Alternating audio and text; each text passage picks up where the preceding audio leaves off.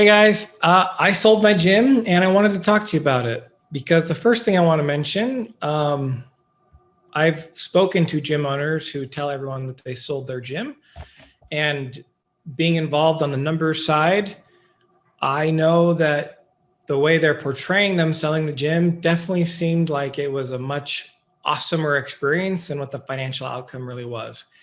So I want to be completely transparent with you. The gym is sold, but it was not a great financial transaction for us. So I wanted to talk about what led up to us selling our gym and some of the lessons that I've learned over the course of these 3+ years being a gym owner. First one, well, I guess let me get into it.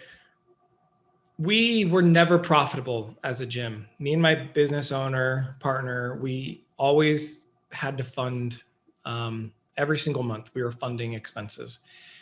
And we knew that at some point we had to draw a line and make a decision if this was something that we're going to do, like going forward, how long we were going to attempt to become profitable.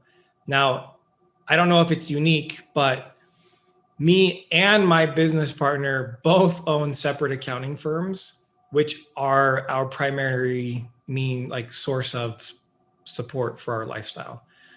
Neither one of us actually needed the gym to survive in order to, put food on the table and things like that.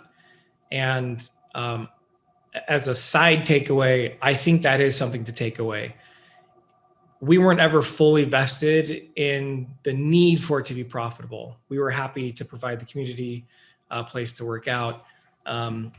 But I mean, at the end of the day, just from a financial standpoint, it's your money. You have to decide. If you're not profitable, give yourself a deadline. So we were approaching it. We had a lease that we were locked into. So the idea was, well, I mean, we have to pay the lease regardless. So we might as well keep trying until as long as we have this lease. Well, the lease had an extension option for us to exercise last December if we wanted to, and we could continue at the same rates. We decided, based on the unknown of COVID and things like that, that we were gonna wait out. We weren't gonna extend, but if we were able to pick back up some momentum that we had lost during the pandemic, we would see if we could extend in the same space. Well, we ended up picking up some momentum.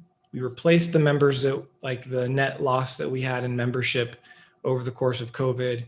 We were starting to surpass it. We had 2 months in a row of good net increase in membership numbers.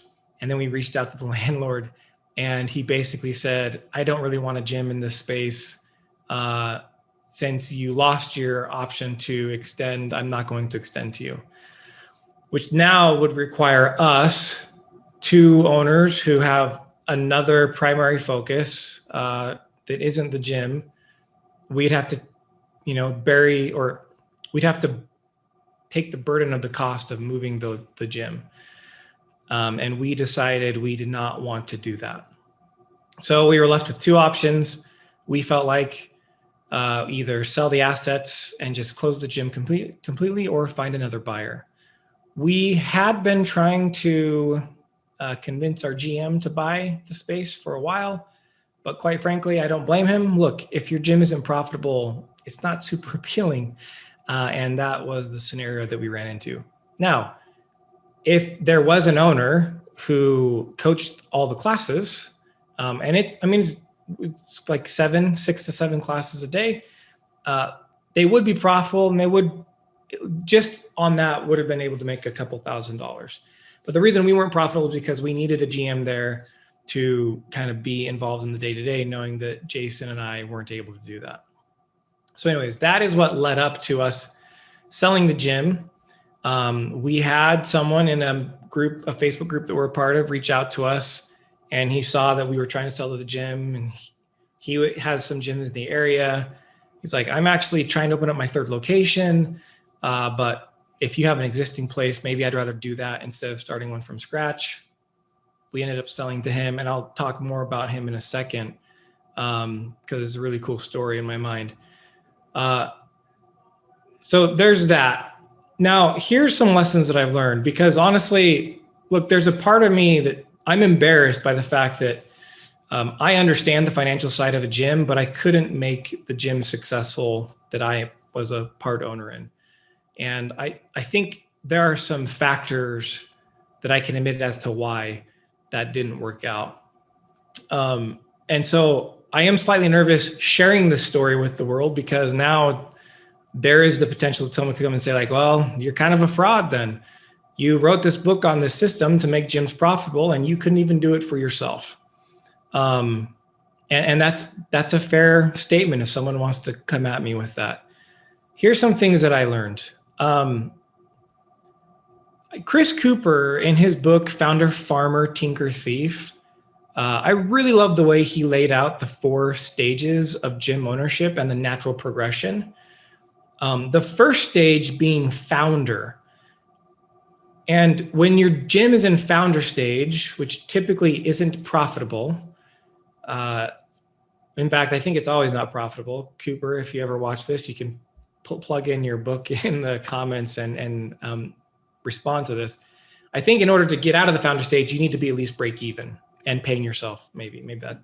But so founder stage, the owner does a lot. The gym wasn't profitable. So the gym lived in a founder stage, but because Jason and I had full-time jobs, we were actually operating like tinkers, because we came in once a week, we had weekly meetings, but we really relied on the GM to be the one coaching the staff, doing all the great standard operating procedures that a lot of mentors talk about. And we never got complete buy-in from GMs to do all the things that an owner would do. And again, they're not invested like the owner is. So no fault of their own. We had great GMs. They did great things, but there's a different level if the owner's involved in some of those things, I think. So one of my things that I've learned is the owner needs to be what the gym needs you to be based on its current stage.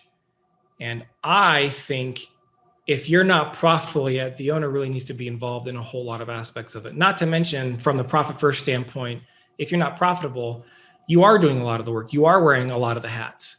And again, Jason and I chose to invest money to do that, knowing that we were running at a loss, hoping that, some of these things would pan out. The other reason it didn't work, I don't know if you guys are familiar with Fix This Next by Mike Michalowicz.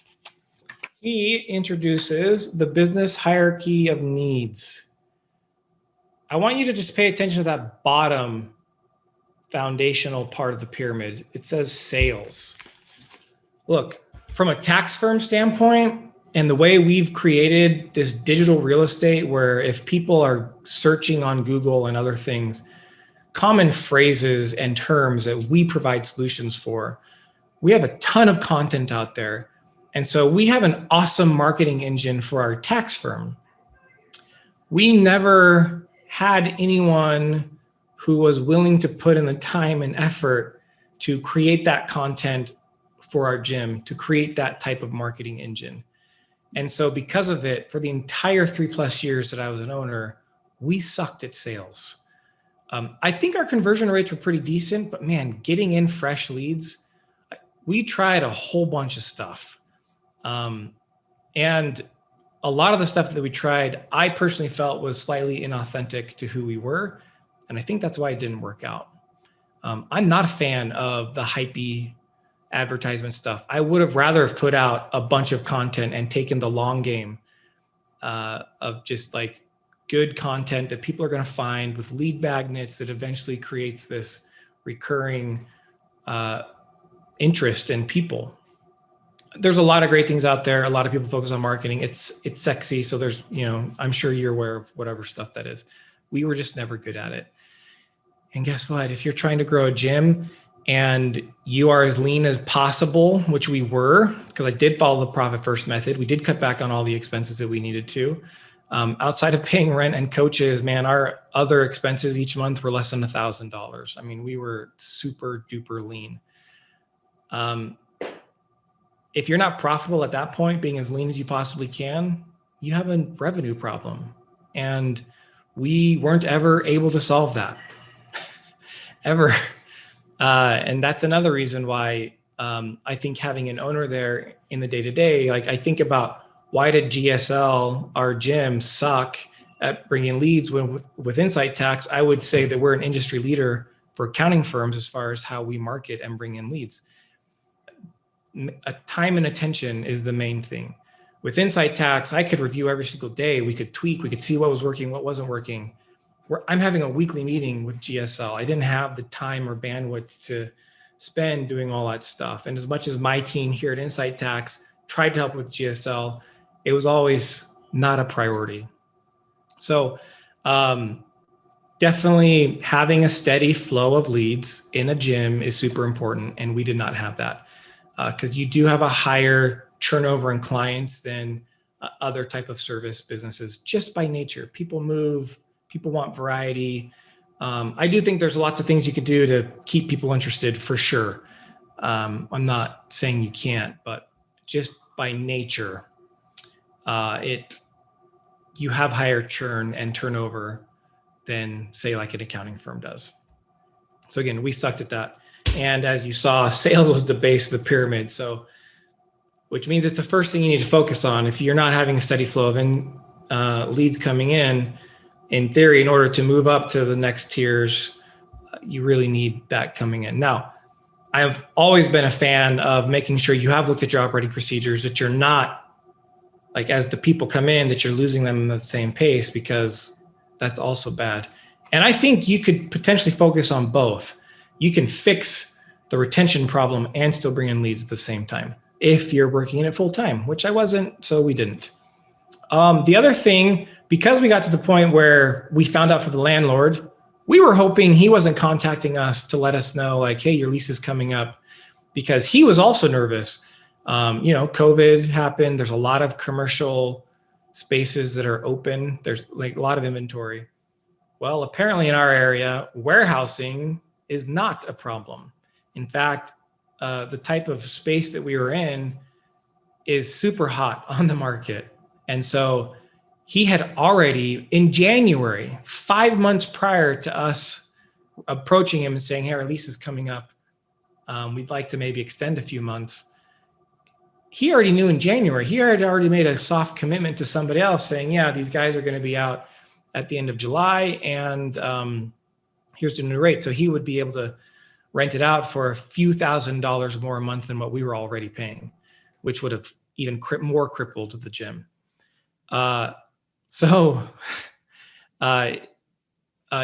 In hindsight, it would have been just super nice of him to tell us back in January that he wasn't planning to extend. We would have made different decisions, but it is what it is. So because of the short time frame that we needed, and this one gym owner, Tyler, approaching us to buy it, we had one buyer. When you're selling your gym, one buyer equals no buyer. Now I've talked to Tyler about this. Our gym was a sweet deal for him. Look, we sold the gym for the same price that I bought in at, but it's a great deal for Tyler.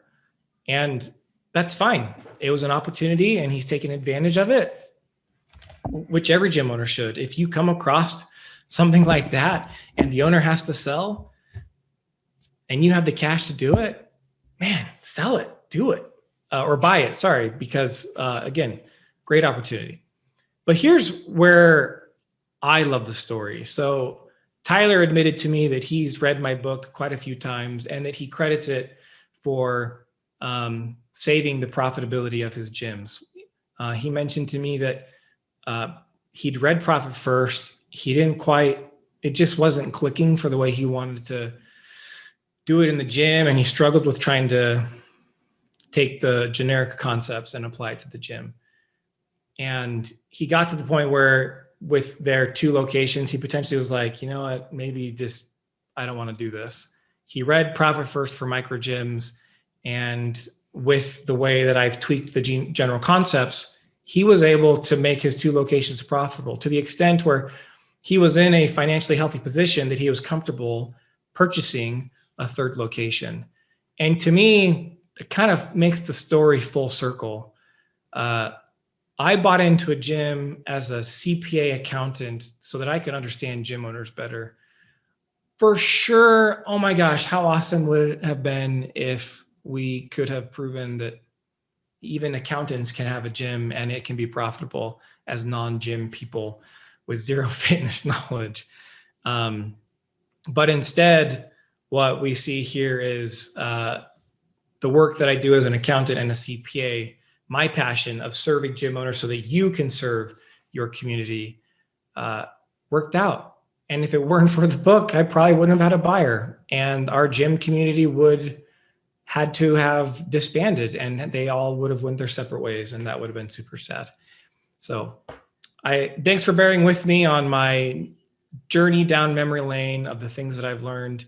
I will probably be making more content in the future as I continue to unravel the things that I have learned from being a gym owner, but I'm certainly grateful for all the mentors that I've had and all the great people in the industry that put out information. I love that gym owners are much more open to share with each other than other owners.